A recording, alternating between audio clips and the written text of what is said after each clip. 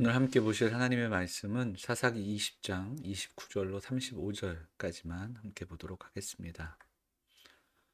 이스라엘이 기브아 주위에 군사를 매복하니라. 이스라엘 자손이 셋째 날에 베냐민 자손을 치러 올라가서 전과 같이 기브아에 맞서 전열을 갖추매 베냐민 자손이 나와서 백성을 맞더니 꾀임에 빠져 성읍을 떠났더라. 그들이 큰 길, 곧 한쪽은 베델로 올라가는 길이요, 한쪽은 기브아에 들로 가는 길에서 백성을 쳐서 전과 같이 이스라엘 사람 30명가량을 죽이기 시작하며 베냐민 자손이 스스로 이르기를 이들이 처음과 같이 우리 앞에서 패한다 하나 이스라엘 자손은 이르기를 우리가 도망하여 그들을 성읍에서 큰 길로 꿰어내자 하고 이스라엘 사람이 모두 그들의 처소에서 일어나서 바알 다말에서 전열을 갖추었고 이스라엘의 복병은 그 장소 곧 기브와 초장에서 쏟아져 나왔더라. 온 이스라엘 사람 중에서 택한 사람 10,000명이 기브아에 이르러 치매 싸움이 치열하나 베냐민 사람은 화가 자기에게 미친 줄을 알지 못하였더라. 여호와께서 이스라엘 앞에서 베냐민을 치심에 당일에 이스라엘 자손이 베냐민 사람 2만 5,100명을 죽였으니 다 칼을 빼는 자였더라.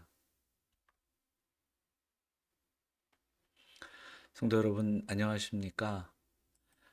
사사기 말씀을 토요일과 주일 새벽 기도하고 가정 예배 통해서 나누고 있는데 사사기 뒷부분에는 두 가지 에피소드가 나옵니다. 에필로그라고 명할 수 있는 그러한 이야기들이죠.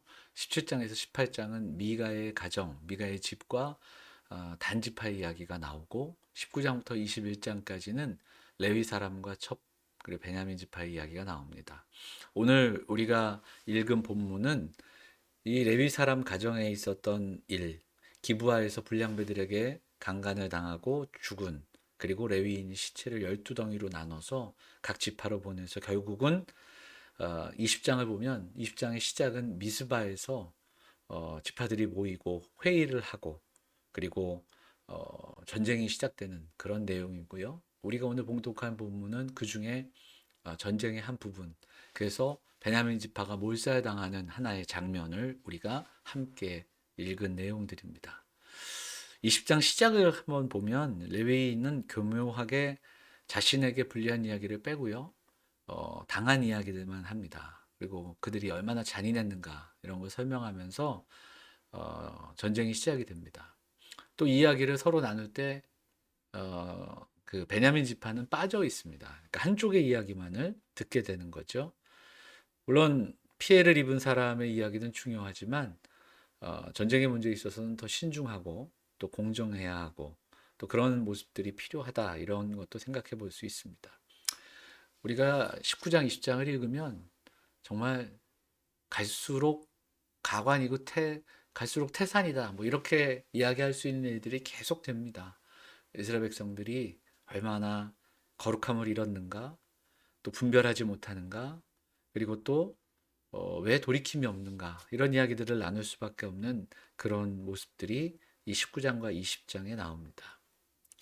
문제가 있을 수 있고 그 문제 앞에 놓여질 수 있으나 그 문제와 위기는 함께 극복해 나가고 또 하나님 앞에서 하나님 주시는 지혜와 힘으로 이겨 나갈 수 있는 백성들이 되어야 합니다. 죄가 드러난다면 회개해야 되고요.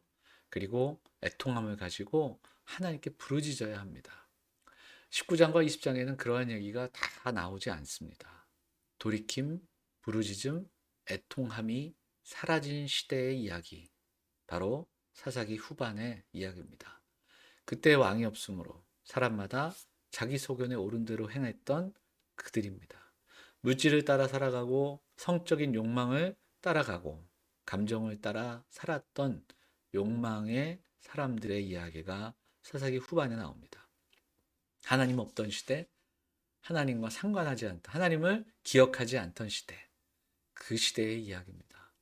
그래서 오늘을 살아가는 우리에게도 도전이 되고요. 우리도 이 말씀을 깊이 묵상하면서 이 시대를 진단하고 분별해야 됩니다. 보면 이 이야기에는 하나님을 두려워하지 않는 자들의 이야기가 나옵니다. 하나님을 두려워하지 않는 레위인이 나오고요. 하나님을 두려워하지 않는 기브아 사람들이 나오고요. 하나님을 두려워하지 않는 이스라엘의 이야기가 나옵니다. 성적으로 마을이 타락하고 범죄가 있었음에도 자기의 지파를 감싸는 기브아 사람들의 이야기, 베냐민 지파의 이야기가 나오고요. 자기 뜻대로 목적을 이루기 위해 수단과 방법을 가리지 않는 이스라엘 백성들의 이야기. 그리고 마지막에 보면 기브아 성원만이 아니라 그 일어난 폭력을 스스로 제어하지 못하는 그 보복하는 이스라엘의 모습까지도 보게 됩니다. 사랑하는 여러분, 오늘 말씀을 좀 묵상하고 우리가 함께 기도하기를 원하는 것은 다만 옛적 사사시대의 이야기인가 그렇지 않습니다. 하나님을 믿는다 하면서 하나님 없이 살아가는 시대의 이야기입니다. 하나님을 믿는다 하면서 하나님이 아니라 자기의 욕망대로 살아가는 사람들을 향한 이야기입니다. 하나님을 두려워하지 않는 사람들의 이야기입니다. 오늘 이 시대를 살아가는 많은 사람들 이 시대의 이야기와도 같지 않은가. 그때와 다름없는 악한 시대를 이 시대 우리도 살아가고 있지 않은가 돌아봐야 됩니다.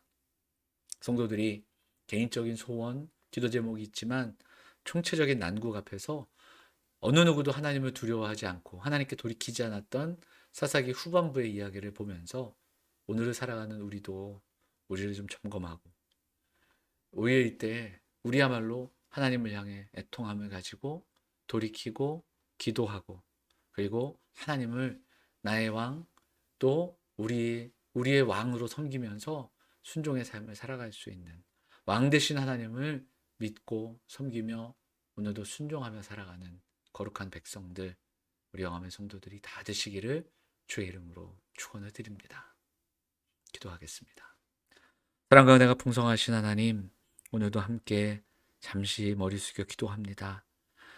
왕이 없던 시대, 아니 하나님을 왕으로 섬기지 않았던 수많은 사람들, 하나님 없이 살아가던 하나님을 두려워하지 않았던 그 시대의 이야기를 오늘을 살아가는 우리도 기억하면서 우리가 그렇게 살고 있지 않은가 돌아보고 오늘 이 시간 하나님께 돌이키고 하나님을 향해 기도하고 하나님의 은혜를 구하는 우리 영암의 성도들이 될 수 있도록 인도하여 주옵소서. 질병으로 인해 고통받는 이 시대 속에서 더 깨어 기도하고 하나님을 의지하며 나아가는 우리 영암의 성도들 다 될 수 있도록 인도하여 주옵소서. 이 한 주도 주께서 함께하여 주시고 날마다 눈동자와 같이 우리 사랑하는 성도들을 지켜 보호하여 주옵소서. 이 모든 말씀 우리 원하신 예수 그리스도의 이름으로 감사하며 기도하옵나이다. 아멘. 성도 여러분 고맙습니다. 이제 한 주간의 삶 속에서도 우리 성도들 승리하시고 또 건강한 한 주를 보내시기를 바랍니다. 토요일 날 성탄절에 우리 성도들과 함께 또 예배하도록 하겠습니다.